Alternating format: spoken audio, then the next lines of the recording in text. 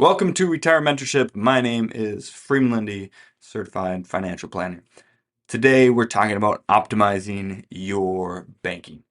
Do you want to optimize your banking? Have you ever thought about how to squeeze the most out of your everyday transactions and every month income?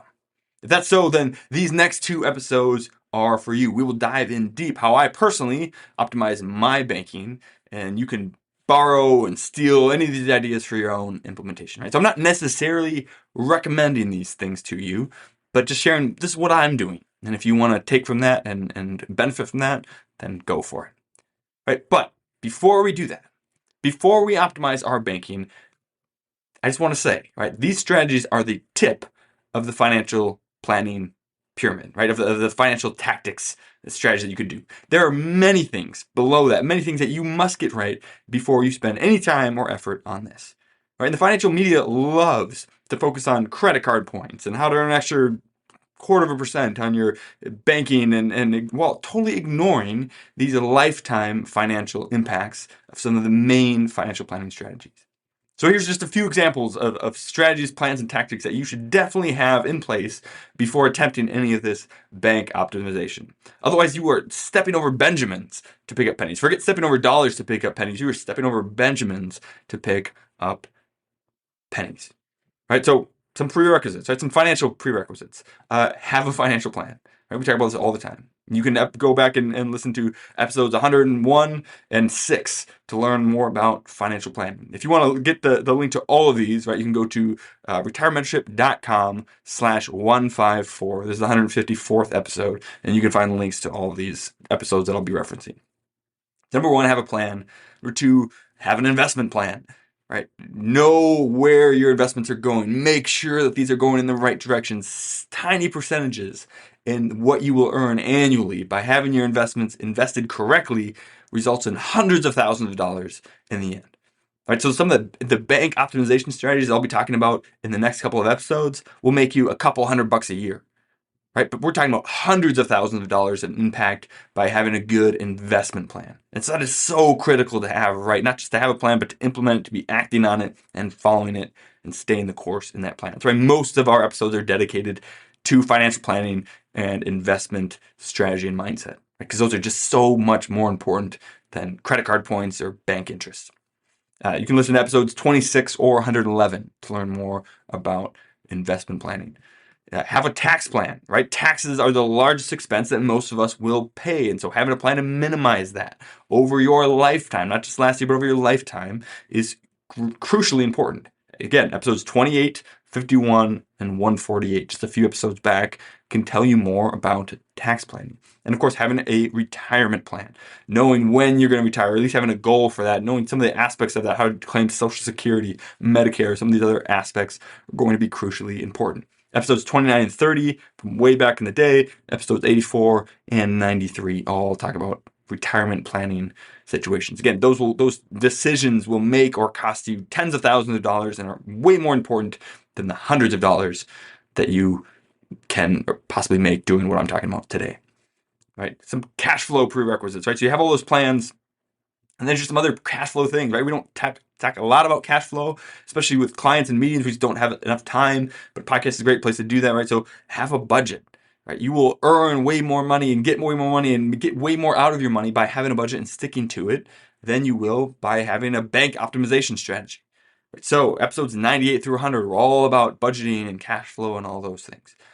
Know your cash flow and your net worth. We'll be doing that as part of our spring reviews again with clients.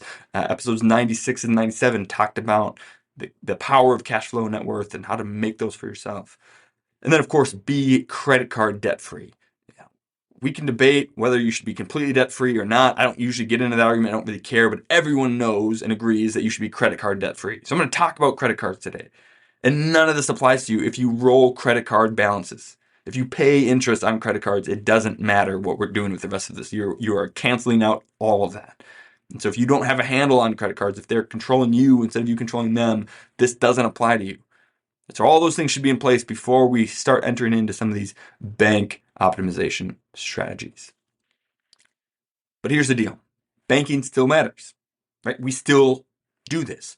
So even though all those prerequisites matter far, far more, like so much more, it doesn't mean that banking isn't important or that we shouldn't optimize it, right? Because we can spend, again, just a few hours making some tweaks, and it make us hundreds of dollars over the course of the year. And that's a pretty good hourly rate. And so even though it doesn't matter nearly as much as the hundreds of thousands of dollars that an investment plan can make, we should still do it. It's still good. You're still making hundreds, maybe a couple $1,000s by doing this. And so it's worth it. So again, let's get into what I'm currently doing. We're talking about some of it. We're going to kind of talk about optimizing the spending side of our banking in this episode and the saving side of our banking in the next episode. So first, today we are going to be talking about credit cards. And I got to use some caveats here, right? I use credit cards wisely. And we haven't discussed this on the show very much, except, a little bit in episode 117 on credit scores. And then we did one on debt being kind of a concept of less sooner versus more later. But we don't talk about them a ton because, again, they just don't matter, I think, in the grand scheme of things. But we're going to be talking about them today. And there's some caveats that we need to make, right? Number one, people who carry a balance shouldn't use them, period. Okay, if you carry a balance and you pay interest on that, you should not use credit cards, period. There's no point in doing anything else if you're paying 20 to 30% on your credit card. That's stupid. You're never going to earn that in the market. You're never going to make that anywhere else. And so you should not use credit cards and buy more than you have and buy more than you can afford if you're doing that. So again, the rest of this just doesn't apply to you at all if that's your situation. If you're paying that off, great, keep doing that. Go listen to Dave Ramsey, go listen to Mr. Money Mustache, go listen to some of these other people that encourage paying off debt and keep you in the mindset to get rid of that. That's awesome if you're on that track. But if you're okay and satisfied with rolling credit card balances, none of this is for you. Okay, just turn it off right now. Number two, people who are anti-debt and credit cards can stay that way. If you're a ravenous Ramsey fan or a miserly Mr. Money Mustache devotee, then stay that way. If that's working for you, keep doing it, right? Don't fix something that's not broken. I'm not here to try to convince anyone who's financially successful without using credit cards to start using them. That's not what I'm here for. Like, you have some people that are trying to convince everyone to use them or use the points or get the miles. I'm not trying to do that. I'm just sharing with you what I'm doing. And you can take it or leave it. So if being debt free and anti-credit card works for you, just keep doing that. And if you're using credit cards and you're not using them well, then hopefully this can help you optimize that. Why am I not trying to convince people to use them? Well, because no one ever got rich off of using credit card rewards. Okay, these strategies are like the sprinkles on top of the icing on top of the cake. Right? They're not even the icing. We can't focus on these if we haven't done the rest of the things. Okay, so just want to throw that out there. It's also been proven, here's another truth about credit cards, that most people spend more with credit cards than they do with cash. And so it has been wisely pointed out by a lot of experts and people that if you use credit cards, you actually spend more than you would if you just use cash, if you use like an envelope cash system. And so it doesn't matter if you're getting 1% cash back if you're spending 10% more. It doesn't matter if you're unable to, no amount of credit card points or optimization is going to help you when you spend so much money that you can't afford to fund your Roth IRA or max out your 401k or your HSA or any of these other things because you just spend so much money. And they're totally right. This is not going to help with that, right? But there are people who save as much as they're supposed to save. They're doing everything right. They're saving as much as they need to, and then they are freely and joyously spending the rest, which is what I encourage, right? Do what you're supposed to do, and then guilt-free spend the rest. It's great. So if you're in that camp, right, well, then there's some things that you can do to optimize that, and that's kind of what we're talking about. That's who we're talking to. I personally spend more with cash than I do with a credit or debit card because I'm a ruthless YNAB user, right? I use a budget. I update it weekly. I track all my transactions. Cash transactions are hard to track. There's no paper trail. And so cash just tends to disappear in my household where I ruthlessly track every debit or credit transaction. So that one sort of doesn't apply to me. And I think if you are budgeting, then that can be the same for you. If you're not budgeting, then you can't claim that, right? And so you need to admit, if you do not budget, you first just need to admit, I spend more money on credit cards than I would spend if I only use cash, because it's a fact. You're not escaping that. And so if you are struggling to save enough because you spend too much, then again, these strategies are not for you. We need to get to the point where we're saving enough first, and then we can optimize what's left over. One more thing, right? Having a bunch of credit cards and continually opening new ones is damaging to your credit score and your financial life. Right? People who open a new credit card to save 10% on a one-time department store purchase, and with it, they drop their credit score by 50 points right before they get a mortgage on a 30-year mortgage. Right? They save $16 at the Gap and pay an extra $16,000 on their mortgage. That's stupid. Dumb, dumb, dumb, dumb, dumb. We don't do that. We don't trip over hundreds to pick up pennies. It's like, knock it off. We got to stop with the credit cards constantly opening new lines of credit and all these things. Like we want to optimize our banking, not maximize it. Okay, so there's some caveats, some things that we should just know of before we get into these credit cards. So I currently have 3 credit cards. Again, this is what I'm doing. I'm not necessarily recommending this. I don't recommend any of these cards. I actually could, right? And I have links. I think there's links for one of them for sure, and I think the other 2 also, where I could put affiliate links in here and get some cash back every time one of you clicked on the link and opened the card because I recommend it. I'm not going to do that because 1, we're fee only, so we don't get paid kickbacks or commissions or anything on anything. And 2, then am I really recommending it because it's the best, or am I just recommending it because I get a kickback? That's the whole, right? So it's not fiduciary. It's not what we do. And also, who cares about an extra $50 here or there? That's not what I'm in it for. I'm just telling you what I'm doing without necessarily recommending it. Here's the 3 cards I have, in case you're wondering. I have a Chase Amazon Rewards card, which gives me 5% back at Amazon.com. I actually recently canceled Amazon Prime. And it was part of cancel all your subscriptions at the beginning of the year to see which ones you actually need versus the ones you just kind of have on auto pay and you're not really using. And I canceled it, and it lasted all of 6 days before I renewed it because I use it a lot, right? And we would play music on our Echoes and realize and now we have ads because we don't have Amazon Unlimited music anymore. And we order something, it take forever to get there. We were in the middle of a show on Amazon Prime we forgot about, and we can't watch it.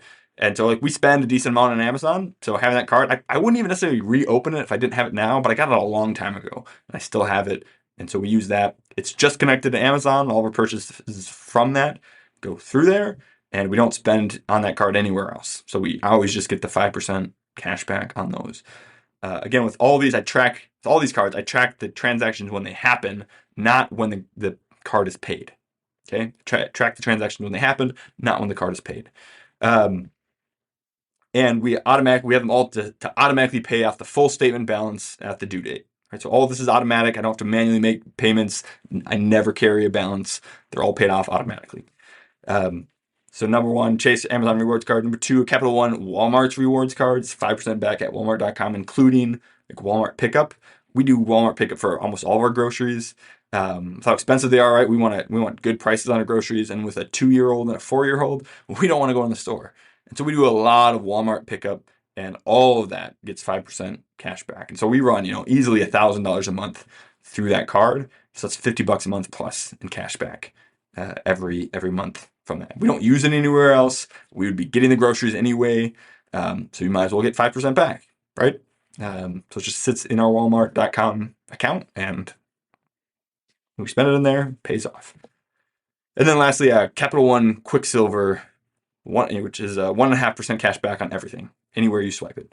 And so Amazon and Walmart, those goes on those specific cards. Everything else we spend on our Quicksilver. Everything. Other than a few transactions, right, that have to be like ACH, like our mortgage, utilities, some of these bills that require a banking ACH transaction. So those automatically get paid with that. But everything else, we swipe on that Quicksilver, and we get 1.5% back on that. And we don't really do debit transactions, right? And so we do this for a number of reasons, a couple of reasons in particular, and those reasons really connect over into our savings strategy. So this is what we do, right? Here's the caveats to optimizing your credit cards and what I currently have. And next week, we're going to talk about why I do it this way and how that connects in with optimizing your savings. We're optimizing our spending, we're optimizing our savings, all as a part of optimizing our banking. So I look forward to seeing you next week when we talk about why we're doing this and how that enters into our savings and can generate, again, a few hundred, maybe not even a couple $1,000s for you each year, depending on your overall income, spending numbers. We'll see you next week. Cheers.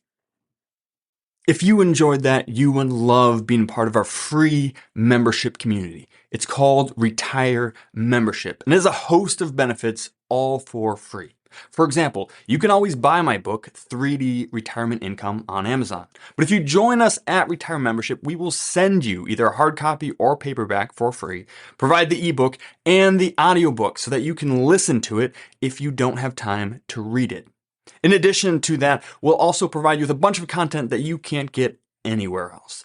For example, we have our quarterly Retire Mentorship magazine, which comes out quarterly and has no ads whatsoever. It's just timely content to help you stay the course. We also have workbooks for our free online workshop to help you get the most out of those, flowcharts to help you make better decisions, and a weekly email to provide timely content that you can unsubscribe from at any time. We never ask for any payment information, and we never share your information with anyone else. We just want to provide timely content and help you stay the course to retire successfully and stay successfully retired. There's no reason to wait, so join us now at retiremembership.com, where you can click on the link in the description and it'll go right there.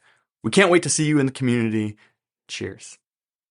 This podcast is educational only and is not investment, tax, or legal advice.